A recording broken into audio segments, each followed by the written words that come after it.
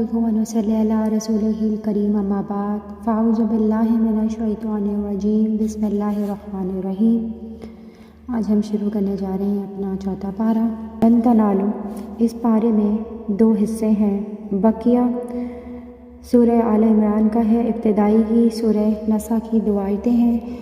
सूरह आल इमरान के बकिया हिस्से में 5 बातें हैं। पहला हिस्सा खाने काबा के फ़ज़ाइल की हैं, बाहमी जोड़े की हैं, अमर बिल मारूफ़ और मुनकर नकीर, और नंबर 4 पे 3 ग़ज़वे और 5 पे कामयाबी के 4 असूल। खाने काबा के फ़ज़ाइल ये कि सबसे पहली इबारत गाह है और वो इसमें वाज़ेह निशानियाँ हैं, जैसे मुकाम इब्राहीम जो हरम में दाखिल हो जाएं, इस अमन हासिल हो जाता है।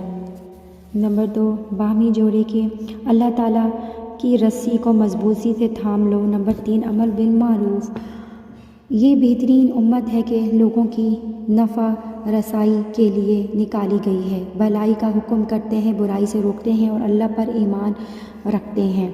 नंबर 4 3 ग़ज़वाएँ, ग़ज़वाए बदर, ग़ज़वाए उहद, ग़ज़वाए हमरा, ये 3 उहद का ज़िक्र है। फिर उसके बाद नंबर 5 पे है कामयाबी के 4 असूल, सब्र, मसाबरा, मरातबा और तकवा। सूरह निसा का जो इब्तिदाई हिस्सा इस पारे में है, इसे दूसरा हिस्से में 4 बातें हैं। यतीमों का हक़, इनको इनका माल हवाले कर दिया जाए। तादाद अज़वाज, एक मर्द बेक वक्त 4 निकाह कर सकता है बशर्त अदायगी। फिर इसके बाद आता है हकूक़, मेरास, औलाद, माँ बाप, बीवी, कलाला के हिस्से बयान हुए। इस कैद के साथ कि पहली वसीयत अदा कर दी जाए।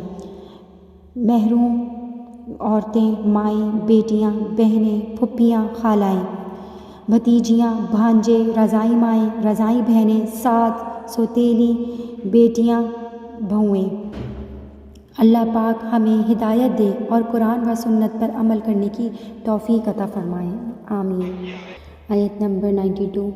ए मुसलमानों, तुम खैर को कभी भी हासिल ना कर सकोगे यहाँ तक कि अपनी बहुत प्यारी चीज़ को अल्लाह की राह में ख़र्च ना करोगे, और यूँ जो कुछ भी खर्च करोगे तो अल्लाह ताला इसको खूब जानता है और मुतल्ला का सवाब इस पर भी देंगे। लेकिन कमाल सवाब हासिल करने का वही तरीका है। हर शख्स अपने आप को नेक समझता है और छोटे मोटे अच्छे अमाल करके मुतमईन हो जाता है। हकीकी ज़िंदगी और तकवा इसके हिस्से में आती है जो अपने महबूब तरीन चीज़ों में से अल्लाह के रास्ते में खर्च करता है। बिर्रा में आई है, एक विसात के मायने आते हैं, खैर कसीर के मायने भी आते हैं। यानी तुम खैर कसीर नहीं पा सकते जब तक महबूब चीज़ें खर्च ना करो। तुम इस वक्त तक कामिल मुत्तकी नहीं बन सकते जब तक कि महबूब चीज़ों में से खर्च ना कर सको। अलबिर्रा के मायने जन्नत में क्या किए गए हैं, यानी जन्नत तक पहुँच नहीं सकते जब तक महबूब चीज़ में से खर्च ना करो।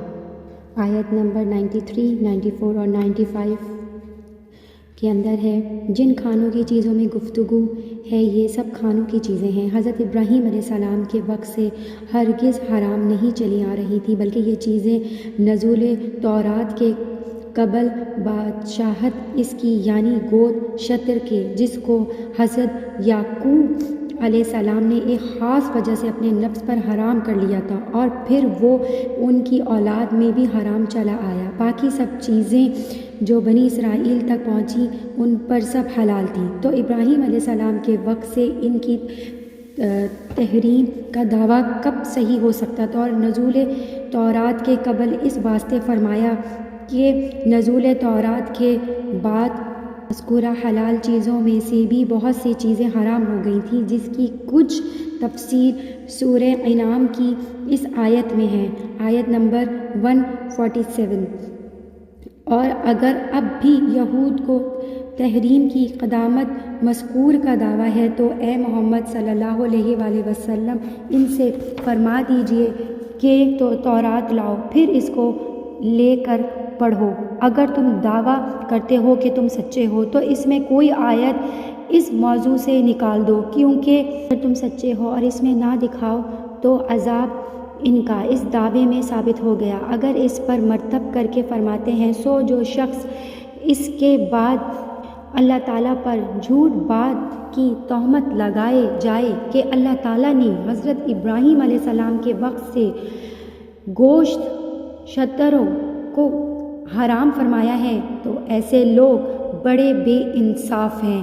آپ کہہ دیجئے کہ اللہ تعالیٰ نے سچ کہہ دیا ہے، سو اب تم کو چاہیے کہ بعد ثبوت اور حقیقت قرآن کی ملت ابراہیم علیہ السلام کا اتباع اختیار کرو جس میں شک نہیں۔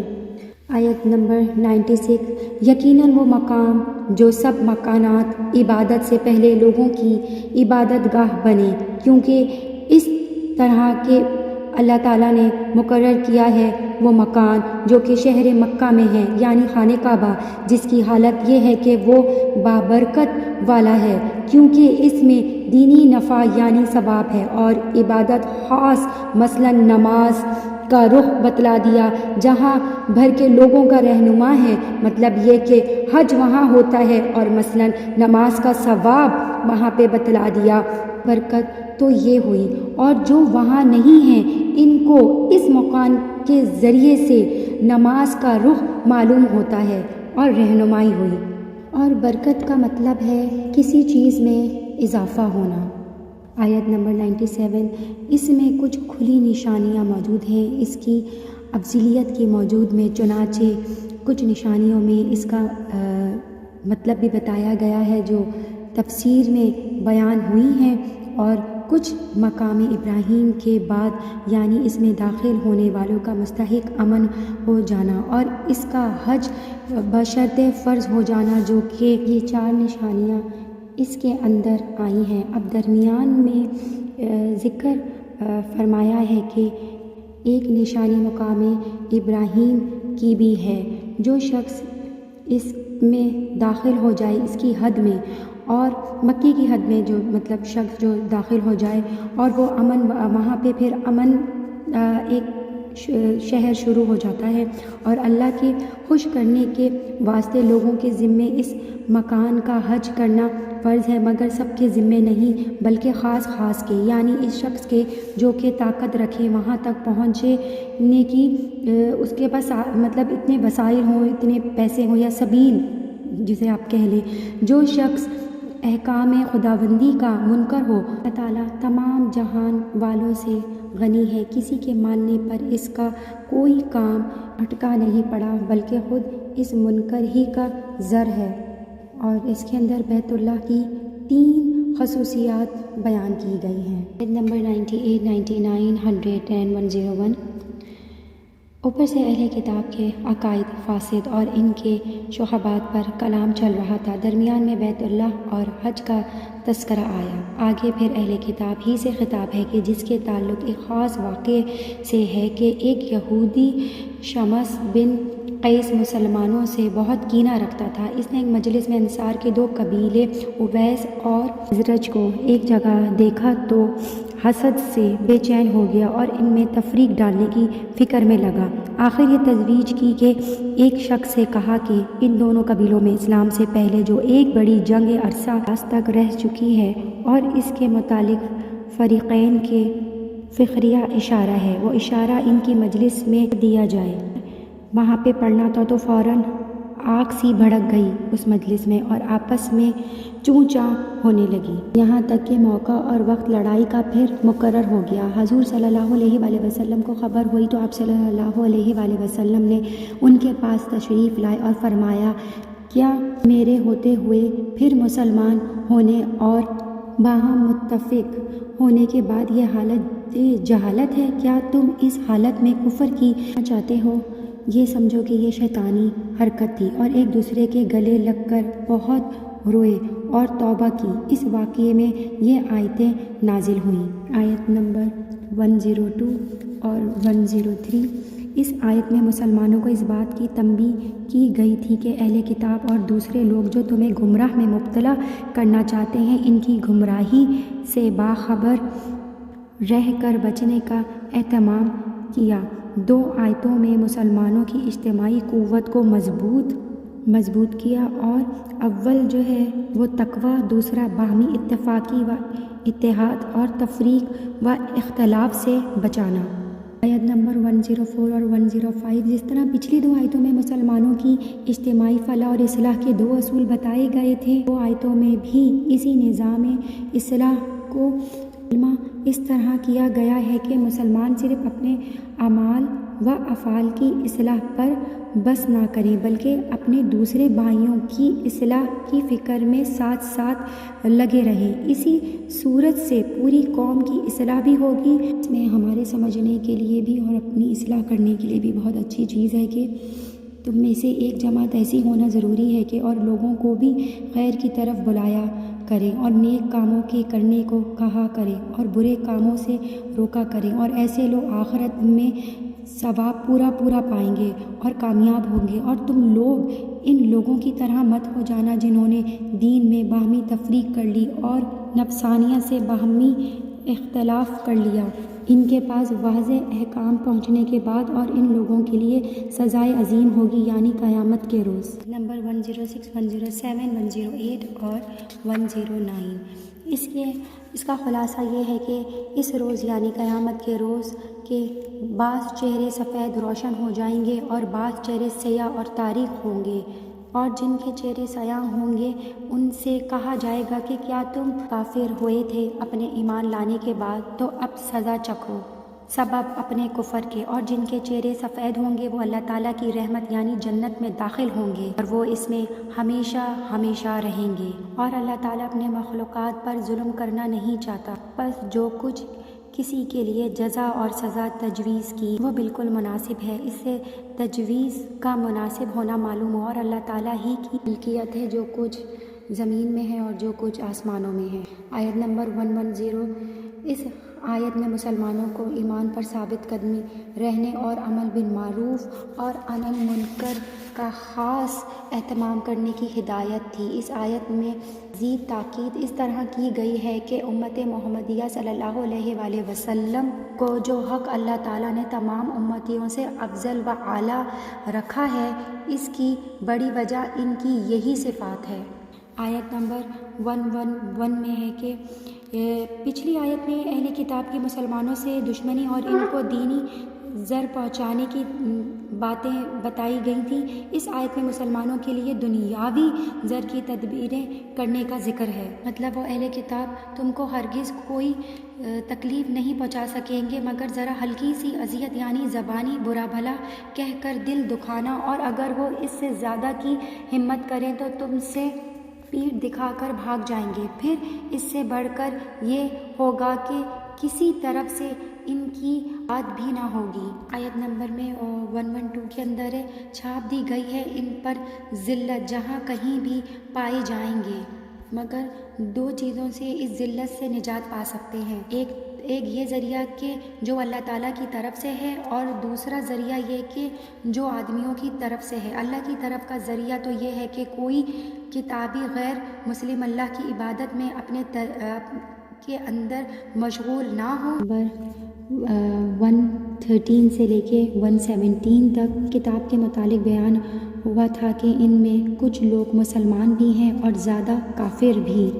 یہ اہل کتاب سب برابر نہیں بلکہ ان ہی اہل کتاب میں ایک جماعت وہ بھی ہے جو دین حق پر قائم ہے اور اللہ کی آیتیں یعنی قرآن ہیں اور نماز بھی پڑھتے ہیں اور اللہ پر اور قیامت والے دن پر پورا یقین بھی رکھتے ہیں، دوسروں کو نیک کام بتلاتے ہیں اور بری باتوں سے روکتے ہیں، اور جو لوگ نیک کام کریں گے تو ان کو پورا ثواب ملے گا۔ اللہ تعالیٰ اہل تقوی کو خوب جانتا ہے، اور یہ لوگ چونکہ اہل تقوی ہیں تو حسب وعدہ جزا کے مستحق ہیں۔ بے شک جو لوگ کافر ہیں ہرگز ان کے کام نہ آئے گا ان کا مال اور نہ ان کی اولاد اللہ تعالیٰ کے عذاب کے مقابلے میں ذرا بھی، اور وہ لوگ دوزخ والے ہیں اور وہ وہاں پہ ہمیشہ رہیں گے اور ان کو کبھی نجات نہ ہوگی۔ اور جو دوسرے کفار ہیں جو کچھ خرچ کرتے ہیں وہ دنیاوی زندگی میں ہی برباد اور ضائع ہوں گے، اور وہ جو کچھ بھی خرچ کر لیں آخرت میں سب ضائع ہیں۔ آیت نمبر 118 سے 120 تک اے ایمان والو، اپنے لوگوں کے سوا اور مذہب والوں میں سے کسی کو محبت کے برتاؤ میں مت بناؤ، کیونکہ وہ لوگ تمہارے ساتھ فساد کرنے میں کوئی طریقے سے پیچھے نہیں ہٹتے اور دل سے بھی تمہاری دنیاوی اور دینی کی تمنا رکھتے ہیں۔ دلوں میں تمہاری طرف سے اس قدر بغض بھرا ہے کہ واقعی وہ بغض والے ہیں۔ ان کے منہ سے بے اختیار بات چیت میں ظاہر ہو جاتا ہے، اور جس قدر ان کے دلوں میں ہے وہ تو سب کچھ ان کی عادتوں سے پتہ چل جاتا ہے، اور وہ سب کچھ تمہارے سامنے ظاہر کر چکے ہیں۔ اگر تم عقل رکھتے ہو اور تم ان یقینی علامات سے دیکھ لو، ہاں سمجھو تم ایسے ہوا ان لوگوں سے محبت کا برتاؤ رکھتے ہو، اور یہ لوگ تم سے اصلاحاً محبت نہیں رکھتے، نہ دل سے نہ برتاؤ سے، حالانکہ تم تمام آسمانی کتابوں پر ایمان رکھتے ہو۔ اس میں ان کتابیں بھی شامل ہیں، وہ تمہاری کتاب یعنی قرآن پر ایمان نہیں رکھتے، مگر وہ جو باوجود اس تمہارے ایمان کے بھی تم سے محبت نہیں رکھتے، اور تم باوجود ان کے ایمان کی بھی ان سے محبت رکھتے ہو۔ یہ لوگ جب تم سے ملتے ہیں تو صرف دکھاوا کرتے ہیں، صرف یہ کہہ دیتے ہیں کہ ہم ایمان لے آئے، اور جب تم سے الگ ہوتے ہیں تو تم پر ہی انگلیاں کاٹ کاٹ کھاتے ہیں۔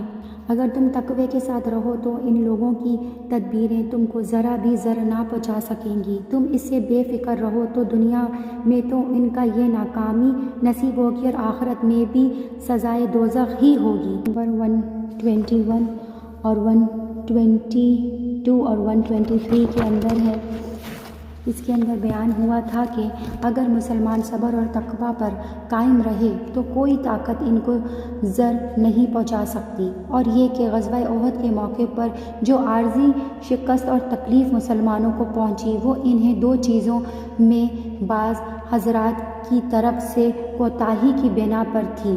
آیت کے اندر اسی غزوہ احد کا واقعہ بیان کیا گیا ہے اور غزوہ بدر میں فتح کا۔ آیت نمبر 124 سے لے کے 129، ان آیتوں میں بھی غزوہ احد بدر میں اللہ تعالیٰ کی طرف سے مدد اور غیبی مدد ہونے کا ذکر تھا۔ اس امداد کی کچھ تفصیلیں اور فرشتوں کے بھیجنے کا حکمت کا بیان ہے۔ آیت نمبر 130 اور 131، اے ایمان والو مت کھاؤ، اللہ تعالیٰ سے ڈرو، امید ہے کہ تم کامیاب ہو، یعنی جنت نصیب ہو اور دوزخ سے نجات ہو، اور اس آگ سے بچو جو دراصل کافروں کے لیے تیار کی گئی ہے، اور آگ سے بچنے کی صورت یہ ہے کہ سود وغیرہ حرام کاموں سے بچو۔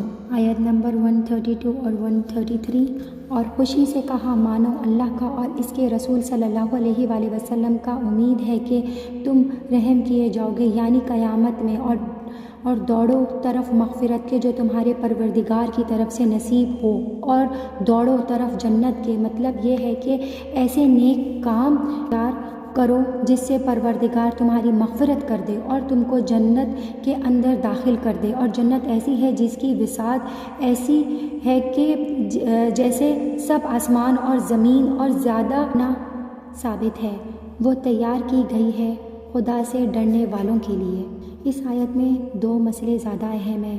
پہلی بات یہ کہ اللہ تعالیٰ کی اطاعت اور اس کے ساتھ رسول کی اطاعت کا حکم دیا گیا، اور دوسری بات جو ہمیشہ یاد رکھنے والی ہے، اپنی عملی زندگی کا قبلہ بنانے کا قابل ہے، وہ صفات اور علامات ہیں جو اللہ تعالیٰ نے اپنے مقبول اور پرہیزگار بندے ان آیتوں میں واضح بتلایا ہے۔ اور 139 سے 143 تک ہے۔ ان آیت میں پھر قصہ احد کے متعلق مسلمانوں کو تسلی دینے کا موضوع ہے کہ ہمیشہ سے یہی طریقہ چلا آ رہا ہے کہ انجام فار ہی ہوتے ہیں، اگرچہ تم اس وقت اپنی بے عنوانی سے مغلوب ہو گئے، لیکن اگر اپنی ایمانت داری یعنی تقوی پر قائم رہے تو آخر میں کفار ہی مغلوب ہوں گے، اور اگر تم اس وقت مغلوب ہو گئے تو کیا ہوا، ہمت مت ہارو اور رنج مت کرو، اور آخر میں تم غالب رہو گے اگر تم پورے مومن رہے۔ اگر تم کو صدمہ پہنچ جائے جیسے احد میں ہوا تو کوئی گھبرانے کی بات نہیں، کیونکہ اس میں چند حکمتیں ہیں۔ ایک تو یہ کہ اس قوم کو بھی تمہارے مقابل زخم پہنچے ہیں اور صدمہ پہنچا ہے، اور پچھلی جنگ بدر میں بھی وہ صدمہ اٹھا چکے ہیں۔ اور دوسری حکمت یہ ہے کہ تاکہ اللہ تعالیٰ ایمان والوں کو ظاہری طور پر جان لے، اور تیسری حکمت یہ ہے کہ تم میں سے بعض کو شہید بنانا تھا، اور چوتھی حکمت یہ ہے کہ تاکہ گناہوں کی میل کچیل سے صاف کر دیں اور ایمان والے بنا دیں، اور پانچویں حکمت یہ ہے کہ ہٹا دیا کافروں کو کہ اس لیے کہ غالب آ جانے سے ان ہمت بڑھے گی، پھر مقابلے میں آئیں گے اور ہلاک ہوں گے، اور دوسری یہ کہ مسلمانوں پر ظلم کرنے سے ان پر اللہ تعالیٰ ان کو عذاب نازل کرے گا، ان کو ہلاک کر دے گا۔ ہاں، اور سنو، کیا تم خیال کرتے ہو کہ جنت میں خصوصیات کے ساتھ داخل ہوگے؟ حالانکہ اللہ تعالیٰ نے ظاہری طور پر ان لوگوں کو دیکھا ہی نہیں جنہوں نے تم میں سے خوب جہاد کیا ہوا ہے، جو جہاد میں ثابت قدم رہنے والے ہوں اور تم کو شہید ہو کر مرنے کی بڑی تمنا کیا کرتے تھے موت کے سامنے آنے سے پہلے، سو وہ تمنا کے مطابق اس کے سامان کو کھلی آنکھیں دیکھ لیا، پھر ان کو دیکھ کر کیوں بھاگنے لگے اور وہ تمنا کہاں بھول گئے۔ غزوہ احد کا پورا واقعے کی تفصیل اس سورت کے اندر بیان کی گئی ہے۔ آیت نمبر 144 اور 145، اے محمد صلی اللہ علیہ وآلہ وسلم رسول ہی ہیں، خدا تو نہیں جن پر قتل یا موت ممکن نہیں۔ آپ صلی اللہ علیہ وآلہ وسلم سے پہلے بہت سے رسول گزر چکے ہیں، اور اسی طرح آپ صلی اللہ علیہ وآلہ وسلم بھی ایک روز گزر ہی جائیں گے۔ تو اگر آپ صلی اللہ علیہ وآلہ وسلم کا انتقال ہو جائے یا آپ صلی اللہ علیہ وآلہ وسلم شہید ہو جائیں تو کیا تم لوگ جہاد یا اسلام سے الٹے پھر جاؤ گے؟ جیسا کہ اس واقعے میں بعض مسلمان میدان جنگ سے بھاگ کھڑے ہو گئے تھے، اور جو شخص جہاد یا اسلام سے الٹا پھر جائے گا تو اللہ تعالیٰ کا کوئی نقصان نہیں کرے گا بلکہ اپنے ہی لیے کچھ کھو دے گا۔ اور دوسری بات یہ کہ جس کی موت آتی ہے تو اس کی میعاد لکھی ہوئی ہے، اور جو وقت اور تاریخ لکھ دیا گیا ہے اسی وقت موت آئے گی، اس سے پہلے ہرگز نہیں آئی گی۔ اور جو شخص دنیا میں اپنے اعمال کا نتیجہ چاہتا ہے تو اس کو دنیا کے اندر مل جاتا ہے، اور جو آخرت میں اس کے لیے کچھ حصہ نہیں ہوگا۔ شخص اپنے اعمال اور تدبیر میں آخرت کا نتیجہ چاہتا ہے، مثلا جہاد میں اس لیے ثابت قدم رہا کہ اس کو آخرت میں ثواب ملے، تو وہ اپنے اعمال میں آخرت کی نعمت پائے گا۔ 146 سے 148، جس طرح پچھلی آیت میں غزوہ احد میں پیش آنے والی بعض کوتاہیوں پر مسلمانوں کو تنبیہ دی جا رہی ہے، ان آیتوں میں بھی اس کی پچھلی امتوں کے بعض حالات، دو واقعات کی طرف اشارہ کر کے کیا گیا ہے کہ وہ کس طرح میدان جنگ میں ثابت قدم رہے، اور تمہیں بھی ایسا ہی کرنا چاہیے۔ نمبر 149 اور 150، غزوہ احد میں مسلمانوں کے عارضی شکست اور رسول اللہ صلی اللہ علیہ وآلہ وسلم کی وفات کی افواہ گرم ہونے پر منافقین نے جب جنگ کا پانسا پلٹتے ہوئے دیکھا تو شرارت کا موقع ان کو مل گیا۔ مسلمانوں سے کہنے لگے کہ جب آپ علیہ وآلہ وسلم ہی نہ رہے تو ہم اپنا ہی دین کیوں نہ اختیار کر لیں جس سے سارے جھگڑے مٹ جائیں۔ اس سے منافقین کی خباثت اور مسلمانوں کا دشمن ظاہر ہونا ہے۔ تو اس آیت میں مسلمانوں کو ہدایت کی گئی ہے کہ ان دشمنوں کی بات پر کان نہ لگائیں اور ان کو اپنے کسی مشورے میں شریک نہ کریں۔ آیت نمبر 151 and 152، ان آیت میں نصرت الہی کے کچھ واقعات کا ذکر ہے۔ آیت نمبر 153 سے 155، یہ آیت بھی غزوہ احد کے واقعے سے متعلق ہے کہ پہلی آیت میں اس واقعے پر صحابہ اکرام رضی اللہ تعالیٰ عنہ کے غم کا ذکر ہے، اور دوسری طویل آیت میں اس غم کے ازالے کا بیان ہے۔ تیسری آیت میں مقرر اس کا اظہار ہے کہ اس میں جو صورت شکست پیش آئی وہ بھی کوئی سزا نہیں بلکہ مومنین، مخلصین اور منافقین میں تفرقہ کرنے کے لیے ایک آزمائش تھی، اور پھر مقرر صحابہ اکرام رضی اللہ تعالیٰ عنہ کی لغزشیں کی معافی کا اعلان ہے۔ آیت نمبر 156 سے 158، غزوہ احد میں بعض مسلمانوں کی لغزشیں اور میدان چھوڑنے سے جو صدمہ اور غم رسول اللہ صلی اللہ علیہ وآلہ وسلم کو پہنچا تھا، اگرچہ حضرت صلی اللہ علیہ وآلہ وسلم نے اپنی طبعی اخلاق اور عادت سے عفو و کرم کی بنا پر ان کو اس پر کوئی ملامت نہیں کی اور کوئی معاملہ سختی کا بھی نہیں کیا، لیکن اللہ تعالیٰ کو اپنے رسول صلی اللہ علیہ وآلہ وسلم کے ساتھیوں کی دل جوئی اور ان کے دلوں میں اس غلطی پر جو صدمہ اور اپنے قصور پر جو ندامت تھی، آیت میں آپ صلی اللہ علیہ وآلہ وسلم کو مزید لطف و کرم کی ہدایت اور صحابہ اکرام رضی اللہ تعالیٰ عنہ سے ملاقات میں مشورہ لینے کا حکم دیا۔ آیت نمبر 160 سے 171 اس آیت میں پہلے تو ان کی حسرت مغلوبیت کو دل سے اتارتے ہیں اور پھر روز مال جو ان کو مال غنیمت میں ملا تھا، اس میں سے ایک چادر گم ہو گئی۔ بعض کم سمجھ یا منافق لوگوں نے کہا کہ شاید رسول اللہ صلی اللہ علیہ وآلہ وسلم نے لے لی ہو، اور یہ بات اصولاً خیانت ہے اور نبی پاک صلی اللہ علیہ وآلہ وسلم کی شان ایسی نہیں، لہٰذا دوسری، تیسری اور چوتھی آیت کے اندر بھی یہی بات ہے کہ اللہ صلی اللہ علیہ وآلہ وسلم کی عظیم الشان صفت ایمانت اور اس خیال کی غلطی کو دوسری آیت کے اندر یہ ہے کہ حضور صلی اللہ علیہ وآلہ وسلم کے وجود کا ہونا ایک نعمت عظمی ہے اور آپ صلی اللہ علیہ وآلہ وسلم کی انسانیت کے لیے احسان عظیم ہونا واضح فرمایا گیا ہے۔ اور کچھ مومنوں کو اس شخص کی سخت تکلیف تھی کہ مسلمان ہونے کے باوجود ہم پہ مصیبت کیوں آئی اور کدھر سے آ گئی۔ اس پر صحابہ اکرام کو تعجب اور افسوس تھا، اور منافقین کہا کرتے تھے کہ اگر یہ لوگ گھروں میں بیٹھے رہتے تو ہلاک نہ ہوتے، اور ان شہداء کی موت کو بدنصیبی اور محرومی قرار دیتے تھے۔ اور دوسری یہ کہ اس کو عارضی اور مصیبت اور تکلیف کی حکمت واضح فرمائی گئی اور اس سے یقین کا بھی پتہ چل گیا۔ نمبر 172 سے 175 اور اس کا شان نزول یہ ہے کہ واقعہ اس غزوہ کا یہ ہے کہ جب کفار مکہ احد کے میدان سے واپس ہو گئے تو راستے میں جا کر اس پر افسوس ہوا کہ ہم غالب آ جانے کے باوجود خواہ واپس لوٹ آئے، ہمیں چاہیے تھا کہ ایک ہلکا کر کے سب مسلمانوں کو ختم کر دیتے، اور اس خیال نے کچھ ایسا اثر کیا کہ پھر واپس مدینے کی طرف لوٹنے کا ارادہ ہونے لگا، مگر اللہ تعالیٰ نے ان کے دلوں پر رعب ڈال دیا اور سیدھا مکہ مکرمہ کو گئے۔ لیکن کافروں سے جو مدینوں کی طرف جا رہے تھے یہ کہہ گئے کہ تم جا کر کسی طرح مسلمانوں کے دل میں ہمارا رعب جماؤ کہ وہ پھر لوٹ کر آ رہے ہیں۔ حضرت صلی اللہ علیہ وآلہ وسلم کو وحی کے ذریعے یہ بات معلوم ہو گئی۔ نمبر 173 کے اندر بہت ہی زبردست دعا ہے جو اللہ تعالیٰ سے مانگی گئی، حسبنا اللہ و نعم الوکیل۔ یہ وہ کلمہ ہے جسے ابراہیم علیہ السلام نے اس وقت کہا جب انہیں ڈالا گیا تو آگ ان پر ٹھنڈی ہو گئی۔ نمبر 176 سے 178 تک ہے کہ اس کے اندر اللہ تعالیٰ کی نافرمانی کے باوجود اگر پکڑ نہیں آ رہی تو یہ نہ سمجھو کہ اللہ راضی ہے۔ یہ 179 میں ہے کہ اجر عظیم کس کو کہتے ہیں جو ایمان کے ساتھ تقوی اختیار کرے۔ تقوی انسان کے دل پر چپکا ہوا ہوتا ہے۔